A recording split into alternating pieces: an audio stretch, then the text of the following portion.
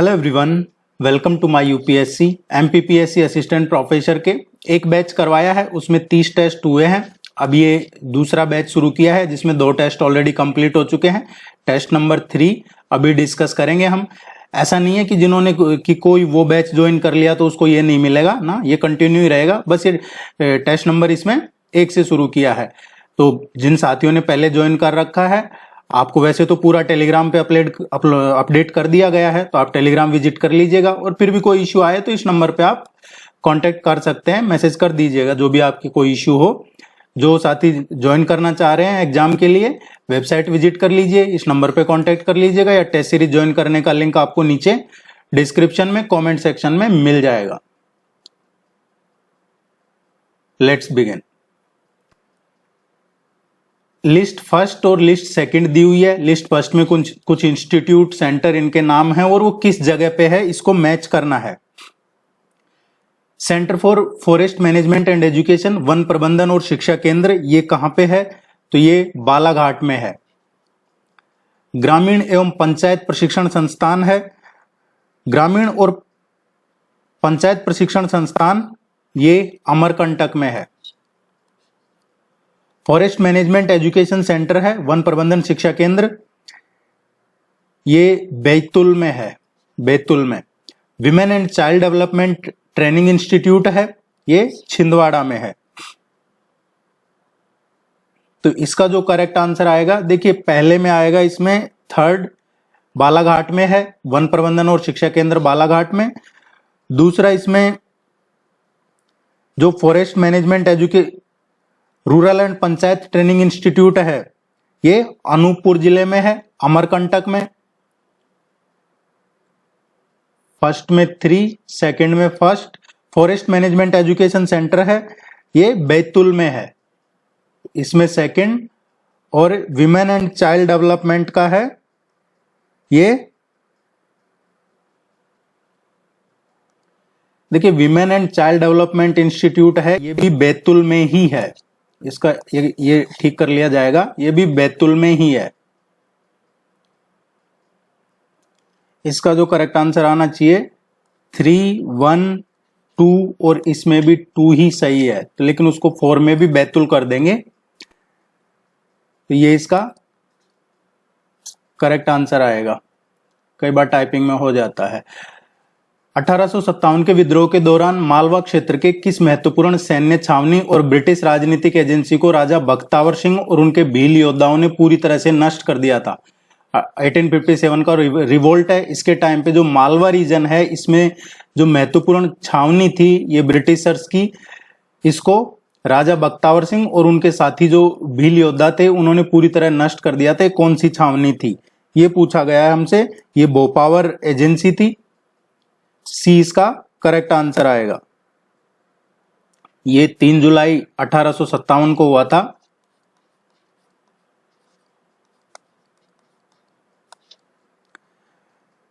राजा बख्तावर सिंह ने अंग्रेजी शासन को खुली चुनौती देते हुए 3 जुलाई 1857 को अपने सैनिकों और स्थानीय जो आदिवासी भील थे उन देशभक्तों के साथ मिलकर भोपावर पॉलिटिकल एजेंसी के पास एक जबरदस्त उन्होंने अटैक किया था। In which year was the Central Provinces formally constituted as a separate administrative unit? Central Province मध्य प्रांत को औपचारिक रूप से एक अलग प्रशासनिक इकाई के रूप में किस वर्ष गठित किया गया था? नागपुर प्रांत और सागर नर्मदा क्षेत्रों को मिला के 2 नवंबर 1861 को सेंट्रल प्रोविंस को औपचारिक रूप से ब्रिटिश भारत की एक अलग प्रशासनिक इकाई के रूप में गठित किया गया था। तो इसका जो करेक्ट आंसर आएगा, ये बी इसका करेक्ट आंसर आएगा, 2 नवंबर 1861 को। According to the census 2011, which of the following is the correct ascending order of districts in Madhya Pradesh in terms of their sex ratio? जनगणना 2011 के अनुसार मध्य प्रदेश के जिलों का उनके लिंगानुपात के संदर्भ में सही आरोही क्रम निम्नलिखित में से कौन सा है? आरोही क्रम का मतलब होता है बढ़ता हुआ क्रम। तो इसमें सबसे कम से ज्यादा की तरफ जाना पड़ेगा। तो सबसे कम किसमें है सेक्स रेशियो? अगर सबसे कम देखा जाए तो भिंड में है 837 आउट ऑफ 1000। ग्वालियर इसमें मुरैना में है 840, फिर इसके बाद में ग्वालियर में है 864 और फिर दतिया में है 873। तो इसका आएगा भिंड, मुरैना, ग्वालियर, दतिया, सी इसका करेक्ट आंसर आएगा।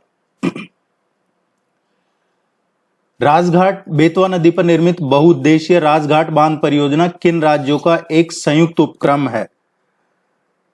राजघाट बांध परियोजना ये बेतवा नदी पे है और ये इंटर स्टेट बांध परियोजना है, डैम प्रोजेक्ट। ये मध्य प्रदेश और उत्तर प्रदेश की गवर्नमेंट्स के बीच में एक ज्वाइंट प्रोजेक्ट है, मध्य प्रदेश एंड उत्तर प्रदेश। अनुसूचित जाति और अनुसूचित जनजाति अत्याचार निवारण अधिनियम 1989 के तहत कौन सी विशिष्ट धारा कुछ दोषी व्यक्तियों की संपत्ति के जब्तीकरण के लिए कानूनी तंत्र प्रदान करती है? देखिए SC/ST एक्ट है इस 1989 का, इसकी धारा है 7 सेक्शन 7। ये एक तो स्पेशल कोर्ट को इस अधिनियम के तहत अपराध करने में उपयोग की गई जो संपत्ति है, चाहे वो चल संपत्ति है या अचल संपत्ति है, मूवेबल और इमूवेबल, उसको जब्त करने का आदेश देने का अधिकार है सेक्शन 7 में।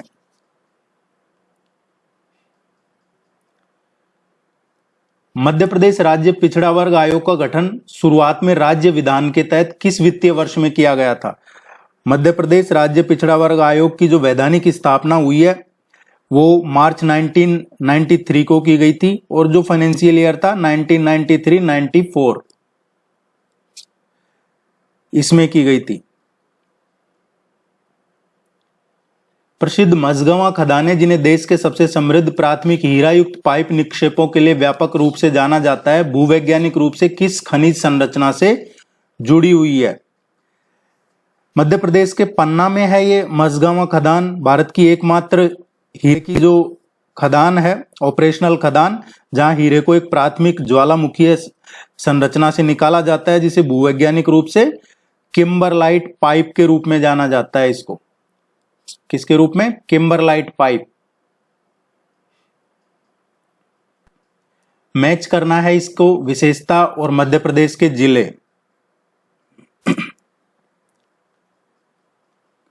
क्षेत्रफल के आधार पर सर्वाधिक वन आवरण बालाघाट।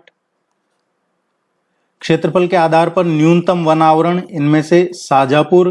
क्षेत्रफल के आधार पर सर्वाधिक वन आवरण तो इसमें आएगा उमरिया सबसे ज्यादा, और प्रतिशत के आधार पर न्यूनतम वन आवरण तो परसेंटेज वाइज उज्जैन 3421। इस तरीके के क्वेश्चन आप एग्जाम में एक्सपेक्ट कर सकते हैं। देखिए जिन साथियों ने शुरू में स्किप कर दिया, आपकी जानकारी के लिए कोर्स अवेलेबल है, टेस्ट सीरीज अवेलेबल है, वेबसाइट विजिट कर लीजिएगा या फिर इस नंबर पे कांटेक्ट करके भी टेस्ट सीरीज ज्वाइन कर सकते हैं। उसका लिंक वीडियो के नीचे डिस्क्रिप्शन में, कमेंट सेक्शन में भी लिंक मिल जाएगा। और अगर आपको टाइम कम मिलता है, जॉब में हैं या फिर घर को देख रेख कर रहे हैं, रेस्पॉन्सिबिलिटीज हैं, तो आप जो PDF है वो लेके पढ़ लीजिए इसका और उसका रिवीजन करते रहिए। सबसे ज्यादा वो ही इंपॉर्टेंट है, उससे आपका काम हो जाएगा। नवीनतम सतत विकास लक्ष्य इंडिया इंडेक्स फ्रेमवर्क में मध्य प्रदेश ने असाधारण प्रगति का प्रदर्शन किया है और मुख्य रूप से किस सामाजिक आर्थिक संकेतक लक्ष्य में एस्पिरेंट से फ्रंट रनर हासिल किया? मतलब उसमें पहले एस्पिरेंट था मध्य प्रदेश, अब फ्रंट रनर बन गया है। तो वो कौन सा SDG है? ये मध्य प्रदेश ने SDG 7 है, SDG 7 है। और जो अफोर्डेबल एंड क्लीन एनर्जी है, इसमें ये फ्रंट रनर बन गया है अभी। और जो अभी नया सस्टेनेबल डेवलपमेंट रिपोर्ट आई है, 10वीं रिपोर्ट आई है, इसकी यूनाइटेड नेशन का जो सस्टेनेबल डेवलपमेंट सॉल्यूशन नेटवर्क है, इसकी 10वीं रिपोर्ट आई है, सतत विकास रिपोर्ट SDR 2025। इसके अकॉर्डिंग भारत ने सस्टेनेबल डेवलपमेंट गोल्स सतत विकास लक्ष्य के सूचकांक में 99th रैंक रही है भारत की इसमें ओवरऑल। और जो ये तो ओवरऑल कंट्रीज की हो गई, जो यूनाइटेड नेशन का ये निकालता है सस्टेनेबल डेवलपमेंट सॉल्यूशन नेटवर्क। लेकिन भारत में कौन निकालता है ये SDG की रैंकिंग? नीति आयोग। राज्यों की जो निकलती है वो नीति आयोग जारी करता है। मध्य भारत की गोंड और मूरिया जैसी जनजातियों की परंपराओं में घोटुल क्या है? मध्य भारत की जब बात होती है, जब ज्यादातर उसमें मध्य प्रदेश का ही जिक्र होता है। देखिए, घोटुल क्या होता है? अविवाहित लड़के और लड़कियों के लिए एक पारंपरिक युवा गृह होता है, जहां युवा एक साथ रहते हैं और अपनी जनजाति की संस्कृति, सामाजिक नियम, संगीत, नृत्य ये सब सीखते हैं, और ये उन्हें बड़े होकर जिम्मेदार जीवन जीने के लिए तैयार किया जाता है। घोटुल प्रथा।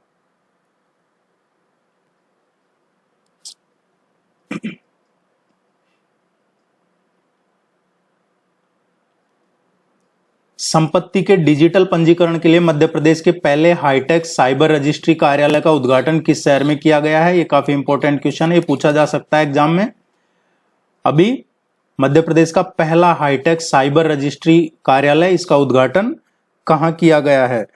ये अभी रिसेंटली इसका भोपाल में किया गया है।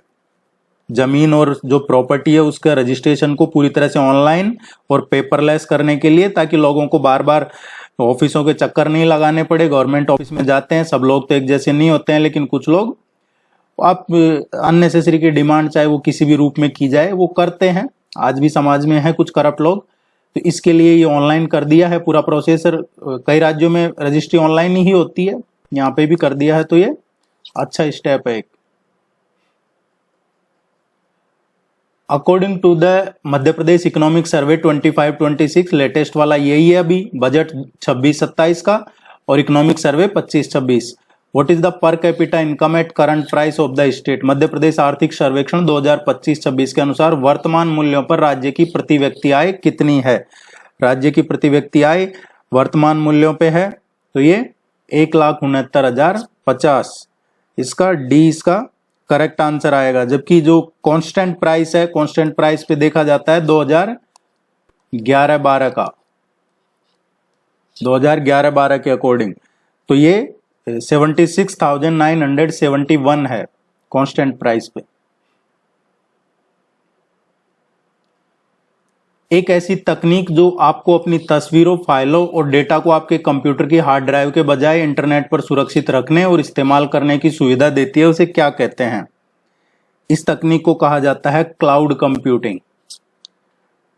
आपको इंटरनेट की मदद से अपने डेटा को दूर कहीं किसी भी सर्वर पर सुरक्षित रखने की मदद करती है, जैसे गूगल ड्राइव है, आई क्लाउड है, वन ड्राइव है।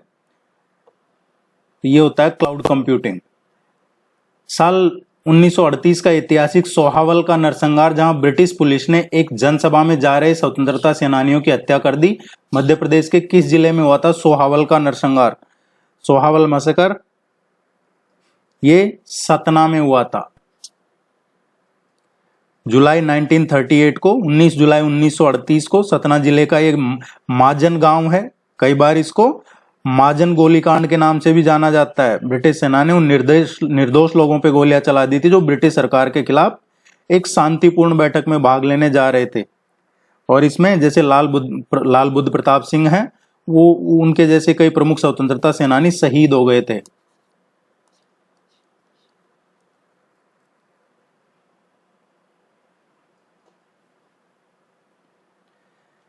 मैच करना है इनको, लिस्ट फर्स्ट को लिस्ट सेकंड से मैच करना है।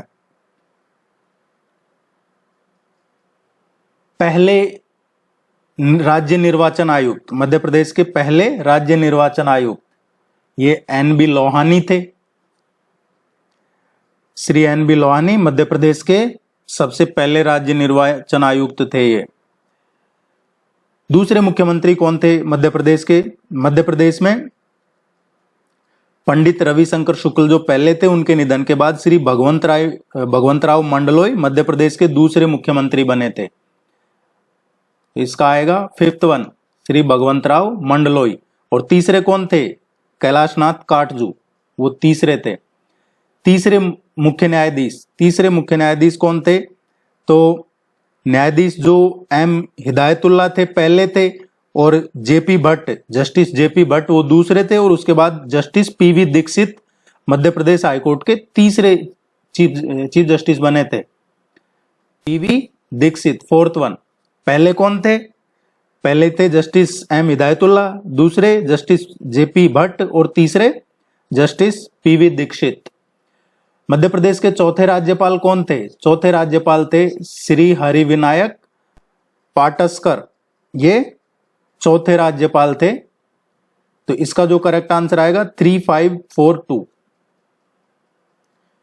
देखिए एक क्वेश्चन 100% आपके एग्जाम में आएगा, मुख्यमंत्री दूसरे तीसरे या लंबे टाइम तक कौन रहे, सबसे कम टाइम तक कौन रहे, दूसरे राज्यपाल, पांचवें राज्यपाल, या फिर इलेक्शन कमीशन चीफ जस्टिस, इनका एक क्वेश्चन, कई बार दो क्वेश्चन भी आ जाते हैं।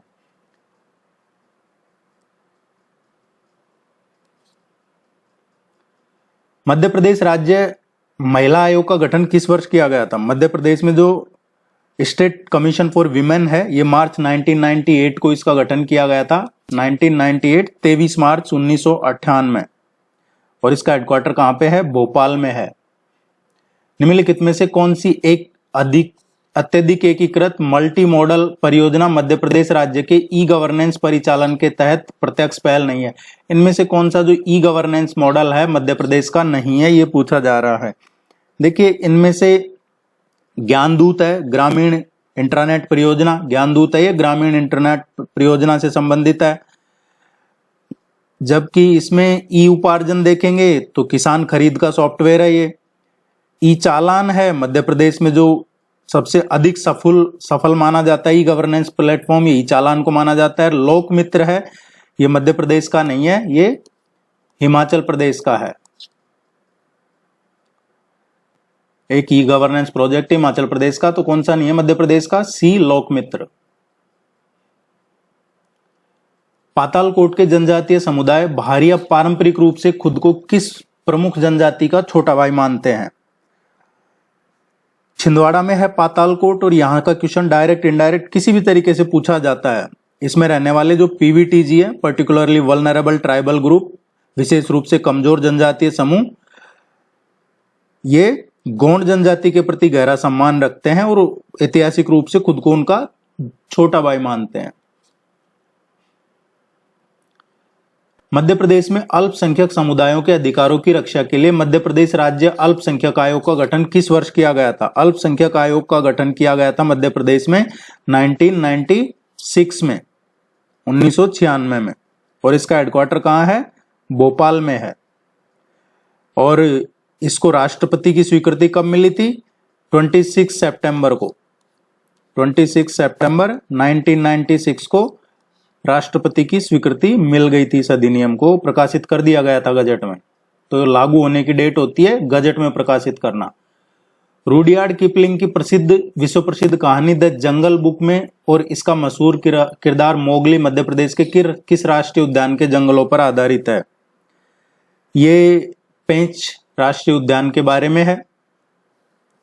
पेंच राष्ट्रीय उद्यान ये सिवनी और छिंदवाड़ा में है, और इसी के एक हिस्से को मोगली लैंड के रूप में भी विकसित किया गया है, और इसी पे बुक लिखी गई है, द जंगल बुक। निम्नलिखित में से किसने मध्य प्रदेश के राज्यपाल के रूप में सबसे लंबी अवधि तक सेवा की है? मध्य प्रदेश के राज्यपाल के रूप में देखिए हरिविनायक पाटस्कर हैं, ऑप्शन बी हरिविनायक पाटस्कर। ये मध्य प्रदेश के सबसे लंबे समय तक सेवा करने वाले राज्यपाल थे। ये लगभग 7 साल तक रहे थे, 1957 से और 65 तक। डॉक्टर पट्टाभी सिद्धारमैया है, ये पहले राज्यपाल थे लेकिन उनका कार्यकाल सबसे छोटा था। और हरिविनायक पाटस्कर 14 जून 1957 से 10 फरवरी 1965 तक रहे थे, और 1963 में इनको पद्म विभूषण से भी सम्मानित किया गया था। जबकि पट्टाभी सिद्धारमैया पहले राज्यपाल थे और उनका कार्यकाल लगभग 7 महीने का था, सबसे छोटा लगभग 7 महीने का।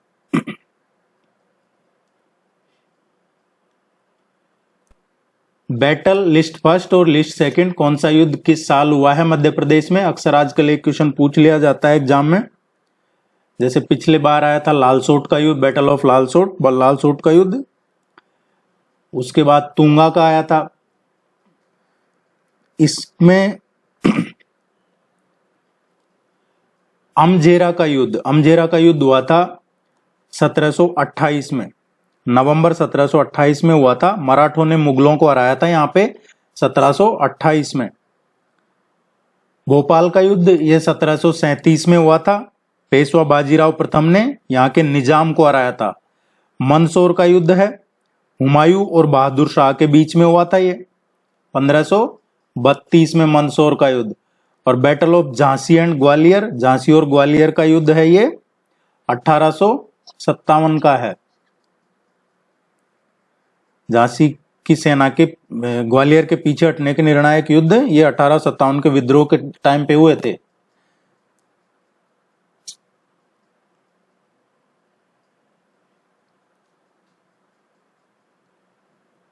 किस परमार शासक को उनकी विद्वता के लिए जाना जाता है जिन्होंने सम्रांगण, सूत्रधार और सरस्वती कंठाभरण जैसी कृतियों की रचना की थी?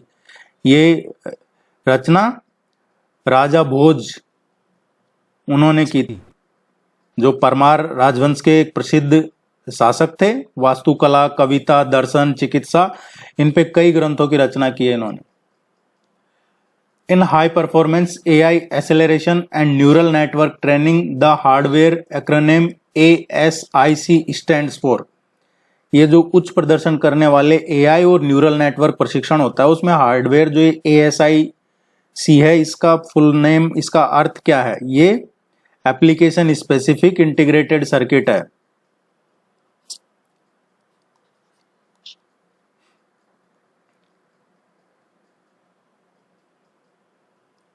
मध्य प्रदेश की ऊर्जा आवश्यकताओं को बड़े पैमाने पर पूरा करने वाला मुख्य थर्मल उत्पादक block Satpura thermal power station मुख्य रूप से किस विशिष्ट कोयला क्षेत्र से अपना औद्योगिक कोयला प्राप्त करता है? मध्य प्रदेश के बैतूल जिले में है। बैतूल में सारनी में सतपुड़ा थर्मल पावर स्टेशन है और अपने पास में ही जो पाथाखेड़ा कोयला खदान है उससे सीधा जुड़ा हुआ है और वहीं से अपना कच्चा ईंधन प्राप्त करता है ये पाथाखेड़ा। मध्य प्रदेश साहित्यिक और शास्त्रीय विद्वतापूर्ण विरासत रस रत्नमाला नामक एक प्रमुख संस्कृत पाठ पर प्रकाश डालती है। इस ऐतिहासिक ग्रंथ की रचना किस प्रसिद्ध गोंड शासक द्वारा की गई थी? किसकी? रस रत्नमाला। इसकी रचना की गई थी जो गढ़ामंडला राजवंश के महान गोंड शासक रहे हैं, गोंड राजा संग्राम शाह, उन्होंने की थी। और उन्होंने स्वयं रस रत्नमाला नाम का प्रसिद्ध संस्कृत साहित्यिक कृति है, इसकी रचना की थी राजा संग्राम शाह ने। भारत के संवैधानिक प्रतिनिधित्व के तहत राज्य परिषद, राज्यसभा में मध्य प्रदेश राज्य को आधिकारिक तौर पर कितनी संसदीय सीटें? राज्यसभा में मध्य प्रदेश की कितनी सीटें हैं ये पूछा गया है हमसे। राज्यसभा में कितनी सीटें हैं? मध्य प्रदेश का प्रतिनिधित्व कितना है? तो राज्यसभा में 11 है मध्य प्रदेश से और लोकसभा से 29। मध्य प्रदेश सरकार द्वारा प्रस्तुत आर्थिक दृष्टिकोण रोड मैप के अनुसार राज्य ने भारत की स्वतंत्रता के शताब्दी वर्ष 2047 तक खुद को कितने आकार की अर्थव्यवस्था में बदलने का एक महत्वाकांक्षी लक्ष्य रखा है? मध्य प्रदेश ने ये $2 ट्रिलियन की अर्थव्यवस्था का लक्ष्य रखा है 2047 तक।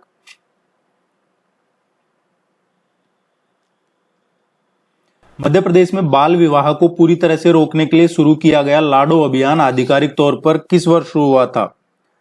लाडो अभियान है, इसकी शुरुआत मध्य प्रदेश के महिला एवं बाल विकास विभाग द्वारा की गई थी 2013 में, 2013 में। जो नाबालिग बच्चियां हैं उनका जो बाल विवाह किया जाता है उसको रोकने के लिए शुरू किया गया था। और अब तो कई राज्यों में यूजीसी भी, जो यूसीसी है वो भी आ रहा है, तो उससे भी चीजें बदलेंगी अगर गवर्नमेंट कोई ऐसे अभियान नहीं शुरू करती है तो। क्योंकि समाज में कुछ सेक्शन, कुछ जगह ऐसी हैं आज भी जहां पे ये होता है, कुप्रथाएं हैं ये। मध्य प्रदेश के ग्रामीण और शहरी क्षेत्रों में बाल विवाह उन्मूलन और एक सख्त सामाजिक उद्देश्य से लाडो अभियान, अच्छा यही क्वेश्चन है, वो भी ये 2013 में किया गया था। सेम कैसे आया? रिपीट हुआ है, इसको चेंज कर दिया जाएगा आपको जब ये सेंड करेंगे प्रैक्टिस टेस्ट। विश्व स्तर पर मान्यता प्राप्त स्थापत्य का चमत्कार दूल्हादेव मंदिर खजुराहो में किस विशिष्ट चंदेल शासक के शासनकाल के दौरान बनाया गया था? हमसे पूछा है दूल्हादेव मंदिर, ये भगवान शिव को समर्पित है। दूल्हादेव मंदिर खजुराहो में चंदेल मंदिर वास्तुकला का जो अंतिम चरण था उससे संबंधित है और इसका निर्माण मदन वर्मन के शासनकाल में किया गया था, 1130 से और 1165 ईस्वी के टाइम पे। यदि आप कर्क रेखा के सहारे मध्य प्रदेश के पश्चिम से पूर्व की ओर ये सीधे यात्रा करते हैं तो राज्य की सीमाओं के भीतर आप सबसे पहले और सबसे अंत में किस जिले को पार करेंगे? आप किधर जा रहे हैं? वेस्ट से ईस्ट की तरफ जा रहे हैं। तो वेस्ट से ईस्ट की तरफ जाएंगे तो कर्क रेखा को पूछा है सबसे वेस्ट में, तो इधर देखिए आएगा मध्य प्रदेश में। सबसे पहले इधर से आपको रतलाम, और रतलाम फिर लास्ट में आपको शहडोल मिलेगा। कुछ जगह आपको अनूपपुर भी लिखा हुआ मिलेगा, लेकिन शहडोल है क्योंकि अनूपपुर नहीं है, क्योंकि कर्क रेखा अनूपपुर से नहीं गुजरती है। शहडोल इसका करेक्ट आंसर है। रतलाम और शहडोल ये ऑलरेडी हम डिस्कस कर चुके हैं। टोटल 14 डिस्ट्रिक्ट जो है उनका नाम 14 जिलों से गुजरती है। विश्व प्रसिद्ध चिन्नौर चावल जो प्रतिष्ठित भौगोलिक संकेतक जीआई टैग है, मध्य प्रदेश का पहला कृषि उत्पाद बना, मूल रूप से किस जिले में है? हमसे पूछा है चिन्नौर चावल जो जिसको जीआई टैग भी मिला हुआ है और पहला एग्रीकल्चर प्रोडक्ट था जिसको जीआई टैग मिला है, ये मध्य प्रदेश के किस जिले में है? तो ये बालाघाट में है चिन्नौर चावल। 2021 में इसने मध्य प्रदेश की पहली कृषि फसल बना था जिसे जीआई टैग मिला था, और ये बालाघाट जिले में जो वैनगंगा नदी घाटी एरिया है वहां पे काफी उगाया जाता है। आधुनिक क्लाउड कंप्यूटिंग नेटवर्क में कौन सी तकनीक एक समझदार डिजिटल ट्रैफिक पुलिसकर्मी की तरह काम करती है, जो कई सरकारी सर्वरों पर बाहरी यूजर ट्रैफिक को समान रूप से बांटती है ताकि कोई सर्वर क्रैश ना हो? अभी रिसेंटली जिस एग्जाम को लेके चल रहा है उसमें निकल के आया है कि एक साथ 25-30 लाख उस पर अटैक किए गए हैं, जो शायद ये यूजीसी का नीट वगैरह का चल रहा है जो पेपर लीक हुआ है उसको लेके। तो अब उसका जो बाद में आया है ये सीबीएसई वाला मामला, उसमें पता चला है 25-30 लाख एक साथ उस पर अटैक हुए थे। तो ये रेंज होती है हर चीज की कि एक रेंज के बाद वो भी नहीं रोक पाते हैं। तो जैसे ये है, ये जितने भी नेट ट्रैफिक आता है, ट्रैफिक क्या होता है कि कितने लोग उसको देख रहे हैं, तो एक साथ ज्यादा लोग एक ही जगह पे नहीं आए तो क्रैश हो जाता है, इसलिए ट्रैफिक को डिवाइड कर देता है, बांट देता है इक्वल रूप से सब जगह सर्वर पे। उसको क्या कहा जाता है? उसको लोड बैलेंसर कहा जाता है।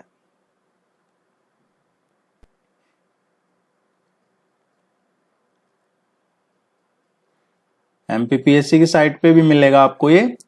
मध्य प्रदेश के जलवायु चक्र में स्थानीय किसानों द्वारा सर्दी में होने वाली अस्थायी और बिन मौसम की बारिश को क्या कहा जाता है, जो गेहूं जैसी रबी की फसलों के लिए बहुत फायदेमंद मानी जाती है? उसको मावट मावटा ये कहा जाता है।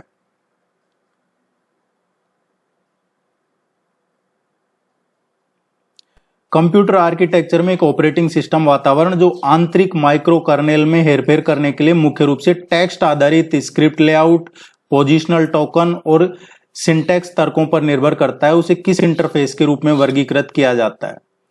ये हेरफेर करता है इसको जो कमांड लाइन इंटरफेस है।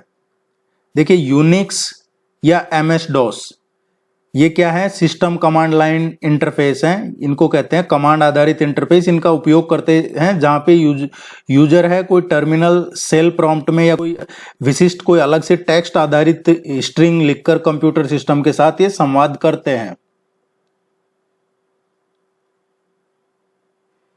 2011 की जनगणना के अनुसार मध्य प्रदेश के किस जिले ने पुरुष और महिला दोनों को मिलाकर सर्वोच्च साक्षरता दर दर्ज की है?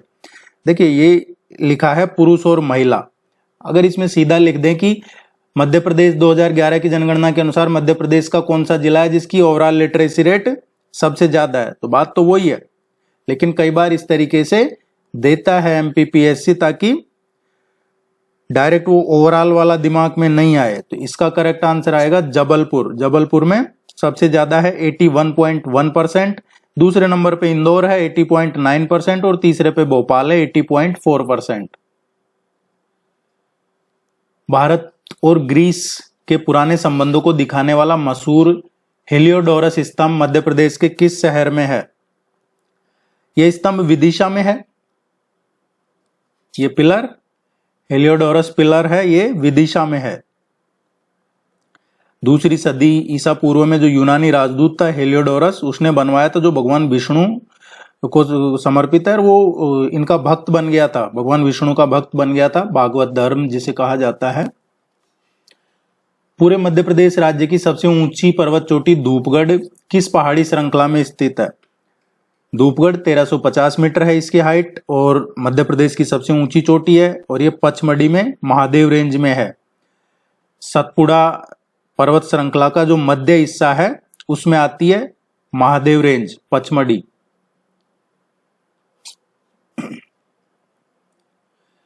1992 के 73वें संविधान संशोधन कानून ने गांवों की पंचायतों को संवैधानिक ताकत देने के लिए 11वीं अनुसूची में कुल कितने काम के करने के विषय जोड़े थे?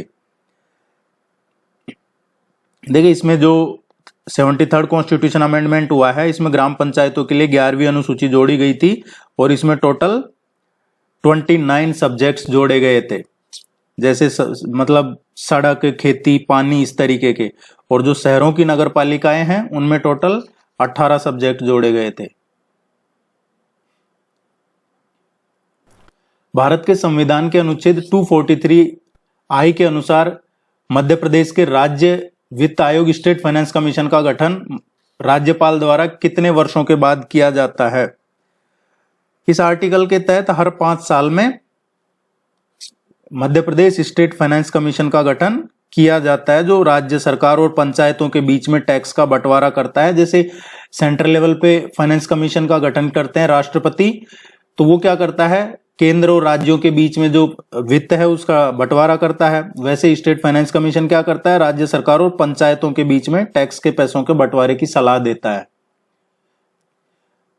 राज्य के ओलंपिक दल का प्रतिनिधित्व करने वाले और देश के लिए लगातार पदक सुरक्षित करने वाले दिग्गज हॉकी खिलाड़ी विवेक सागर प्रसाद मूल रूप से मध्य प्रदेश के किस जिले से संबंधित है? इनका संबंध है इटारसी नर्मदापुरम से। टोक्यो और पेरिस ओलंपिक दोनों में इन्होंने पदक जीतने वाली जो भारतीय पुरुष हॉकी टीम थी उसके महत्वपूर्ण सदस्य थे। और एक्चुअली विवेक सागर प्रसाद ये मिडफील्डर थे। इटारसी के पास में गांव है एक चांदन गांव के रहने वाले हैं इटारसी, और डिस्ट्रिक्ट नर्मदापुरम। पहले इसका नाम होशंगाबाद था, अब नर्मदापुरम कर दिया है। मध्य प्रदेश सरकार द्वारा खेल उत्कृष्टता के लिए दिया जाने वाला प्रभास जोशी पुरस्कार विशेष रूप से किस खेल से संबंधित है?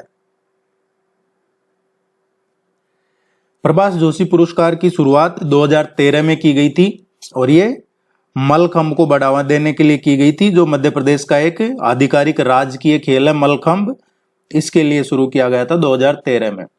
भारत की सबसे पहली सरकारी ऑप्टिकल फाइबर फैक्ट्री रखने वाला प्रसिद्ध मंडीद्वीप औद्योगिक क्षेत्र मध्य प्रदेश के किस जिले में स्थित है? मंडीद्वीप का क्वेश्चन कई बार पूछा जाता है एग्जाम में। ये रायसेन में है। मंडीद्वीप औद्योगिक क्षेत्र भोपाल के पास में है, बहुत नजदीक पड़ता है भोपाल से, लेकिन ऑफिशियली रायसेन जिले के नक्शे में आता है। इलेक्ट्रॉनिक और केमिकल इंडस्ट्री का बड़ा सेंटर है ये। घरों की दीवारों पर देवताओं को धन्यवाद देने और घोड़ों के सुंदर चित्र बनाने वाली विश्व फेमस पिथौरा दीवार पेंटिंग का कला मुख्य रूप से मध्य प्रदेश की किस जनजाति से संबंधित है? देखिए, पिथौरा पेंटिंग भील जनजाति और जो बिलाला उप जनजाति है उसकी सबसे पवित्र दीवार कला है। भूरीबाई और जो पेमा फाल्या, ये कुछ ग्रेट आर्टिस्ट इसी परंपरा कला को दुनिया भर में मशहूर बनाया है इन्होंने। ये बी इसका करेक्ट आंसर है। मालवा राजपूताना गलियारों में अपनी अनूठी राजनीतिक और रणनीतिक विरासत बनाने वाले राधोगढ़ के ऐतिहासिक स्वतंत्र राज्य की स्थापना किसने की थी? राधोगढ़ की रियासत, ये रियासत गुना में है, राघोगढ़ की रियासत, और राघोगढ़ है गुना जिले में है और इसकी स्थापना 1673 में की गई थी। चौहान राजपूतों के खींची वंश से संबंधित थे लाल सिंह खींची, उनके द्वारा की गई थी।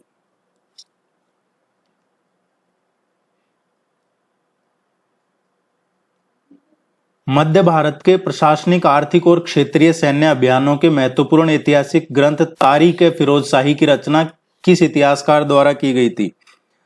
तारीख-ए-फिरोजशाही ये जियाउद्दीन बर्नी का लिखा हुआ है और सल्तनत काल के टाइम पे जो मालवा और बुंदेलखंड के रास्ते होने वाला जो एक सामाजिक आर्थिक चीजें होती थी, किस तरीके से मूल्य निर्धारण होता था बाजारों में, सैन्य अभियानों पर क्या होता था, उसकी इसमें डिटेल में चर्चा है।